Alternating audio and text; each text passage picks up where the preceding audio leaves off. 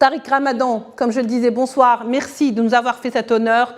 Il semble que toutes les lignes rouges aient été franchies par l'entité sioniste. Les images défilant depuis hier sur les réseaux sociaux affichées fièrement par cette armée sioniste donnent froid dans le dos. Est-ce l'effet justement escompté ? Écoutez, d'abord merci encore une fois de votre invitation. Je pense que votre introduction, elle est forte, elle traduit finalement la réalité dans ses faits les plus crus. Aujourd'hui, ce que nous constatons, c'est qu'effectivement rien n'arrête, rien, absolument rien n'arrête et n'a arrêté.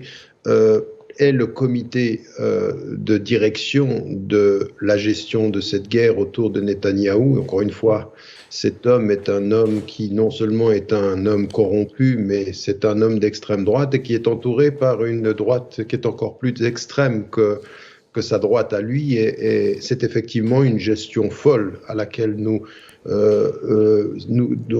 à laquelle nous faisons face aujourd'hui. À côté de ceci, les derniers jours, au-delà de la trêve, on a eu l'impression qu'à un moment donné, la raison allait pouvoir l'emporter, même si en termes de droit, la trêve n'est pas un cessez-le-feu. Aujourd'hui, comme vous l'avez dit, toutes les lignes rouges ont été franchies. Tout a été transgressé, c'est-à-dire du crime contre l'humanité à la revendication et à l'acceptation et finalement à la normalisation du massacre d'une population civile. C'est ça à quoi nous